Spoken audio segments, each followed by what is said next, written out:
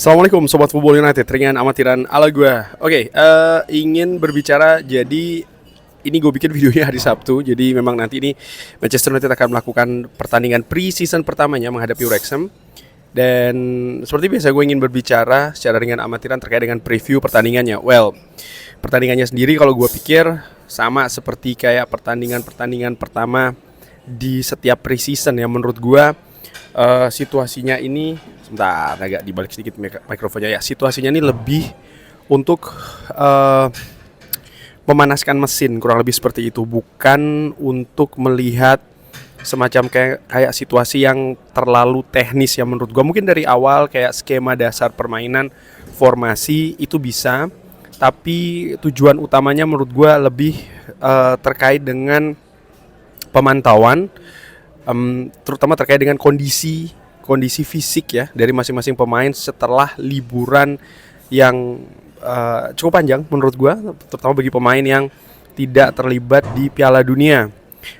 Untuk pemain-pemain baru pun juga ada di daftar nama yang melakukan traveling ataupun perjalanan menghadapi Wrexham ini. Tapi memang sebagian besar skuadnya ini adalah skuad pemain musim lalu tentu saja, dan juga pemain-pemain muda. Dan menurut gua ekspektasi dari pertandingan pertama ini adalah lebih untuk mungkin mengembalikan juga ya kebugaran dari pemain Manchester United. Nah, kalau gue lihat ini susunan pemain yang dibawa ataupun skuad yang dibawa menghadapi Wrexham, misalnya dari penjaga gawang belum ada Cardarlo, terus tidak ada juga Sean Lemans, tidak ada juga kiper yang kabarnya juga akan dilepas, yaitu adalah Altay Bayindir, ada Tom Heaton, Radek Vitek, Dermot May. Menurut gue sekali lagi ini lebih ke memanaskan mesin, terutama dari penjaga gawang. Menarik Radek Vitek ya, penjaga gawang yang diinformasikan ada peluang lepas bahkan secara permanen musim ini, juga diikutsertakan di pertandingan menghadapi Wrexham.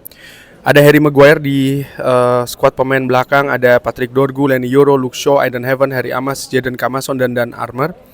Ada Harry Amas, Jadon Camason, dan Dan Armour, pemain dari skuad muda Manchester United.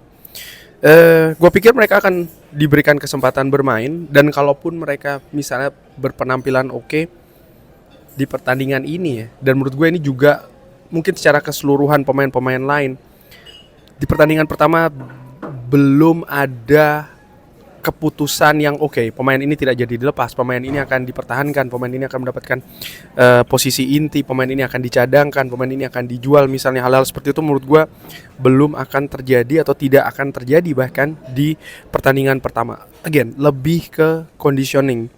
Lalu di lini tengah ini sudah ada pemain baru, yaitu adalah Andre Santos yang memang tidak terlibat di tim nasional Piala Dunia Brazil. Ini langsung ikut. Andre Santos juga sudah ikut latihan preseason sebelumnya.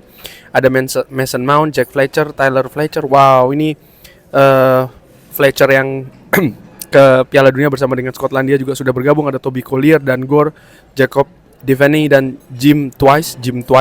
Sudah beberapa kali musim lalu juga ikut bersama dengan skuad tim utama. Toby Collier ini nama yang menarik ya menurut gue. Lalu kalau gue melihat ya dari susunan pemain tengah ini, selain sekali lagi tentang conditioning, tapi juga tentang skema dasar permainan. Tidak adanya Kobbie Mainoo, lalu belum adanya pemain tengah lain yang maksud gue selain Andre Santos ya, yang diprediksi akan menjadi tandem dari Kobbie Mainoo di tengah. Lalu yang tidak kalah pentingnya juga tanpa Bruno Fernandes. Nah, ini akan seperti apa posisi 3 gelandang Manchester United. Walaupun sekali lagi ini belum akan menjadi jaminan bahwa siapapun yang berposisi di sini ataupun di sana ini akan seperti itu juga nanti setelah kompetisi bergulir. Menarik tentu saja menantikan penampilan dari Andre Santos ya, seperti apa dia nanti di lini tengah. Conditioning sekali lagi itu fokusnya. Mason Mount ini juga menarik, menurut gua akan ditempatkan di mana Mason Mount? Apakah di posisinya Bruno Fernandes atau di posisi lainnya? Ini juga menurut gua menarik. Di samping juga kesempatan untuk pemain-pemain muda lainnya. Lalu untuk pemain serang ada Joshua Zirkzee, Bryan Mbeumo, Chido Obi, Ethan Whitley, CLSI, dan Ethan Williams. Tanpa Benjamin Sesko yang masih dalam proses rehabilitasi ya, fisik recovery setelah tidak terlibat dalam 3 pertandingan terakhir Manchester United. Jadi tidak dilibatkan di pertandingan ini. Mungkin menurut gua kemungkinan tempatnya akan diisi oleh Joshua Zirkzee. Ada Bryan Mbeumo, mungkin akan tetap di posisi dari Bryan Mbeumo, tapi di posisi satunya lagi ini siapa? Terutama untuk posisi sebelah kiri akan ditempati oleh pemain yang mana? Ini juga menarik, pemain muda yang mana yang akan diberi kesempatan oleh Michael Carrick. Tapi sekali lagi ya, diberikan kesempatan pun juga tidak menjamin bahwa ataupun menggambarkan katakanlah seperti itu bahwa oke, ini akan ditempatkan atau pemain ini akan dibawa pemain inti di skuad inti untuk posisi tersebut. Menurut gua sekali lagi seperti gua katakan di awal bahwa pertandingan pertama ini fokusnya lebih ke conditioning, lebih pengkondisian, lebih ke situasi fisik, apakah berapa menit misalnya ya pemain ini bisa bermain. Mungkin ada rencana sekian menit, tapi apakah itu bisa terjadi atau memang seperti gua melihat ke sana gitu. Lebih ke situ. Di samping tentu saja faktor teknis tetap dilihat ya, artinya oke, dia bisa tidak bermain di sini, dia bisa tidak bermain di sana. Dan secara keseluruhan menurut gue untuk skuad yang dibawa ini, apakah ini menggambarkan Manchester United untuk musim depan?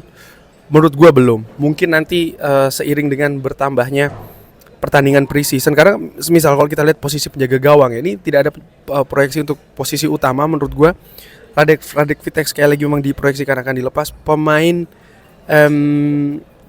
back ya, pemain bertahan.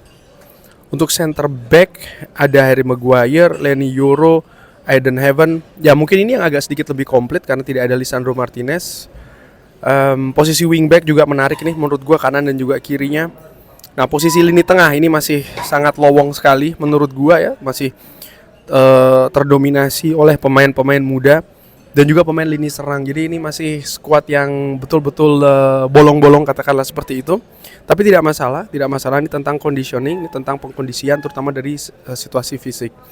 Nah, Wrexham ini juga menurut gue tim yang menarik ya dihadapi, dan menurut gue yang membuat mungkin Wrexham ini melihat pertandingan menghadapi atau pertandingan pre-season ini menjadi sesuatu yang sangat-sangat spesial adalah tentu saja lawan yang akan dihadapi, yaitu adalah Manchester United, dan pertandingan ini sendiri akan berlangsung di Helsinki di Finlandia ya. Pertandingan terakhir ini sempat terjadi tahun 2023 di pertandingan persahabatan. Pada saat itu Manchester United kalah 1-3 menghadapi Wrexham, dan pada saat itu memang skuad Manchester United lebih banyak dihuni oleh pemain muda. Dan ya Manchester United kalah 1-3. Tapi sekali lagi menurut gua kalau pertandingan pre-season ini sekaligus juga untuk menutup video ini, it doesn't matter, ini tidak penting sih menang kalah seri. Ini tentang bagaimana ya itu tadi, apa yang ingin dilihat sebenarnya dari sebuah pertandingan, tujuan besarnya itu apa. Dan kalau gua lihat memang tujuan besarnya untuk pertandingan pertama terutama itu adalah pengkondisian fisik ya, persiapan situasi fisik kurang lebih seperti itu dari skuad ini.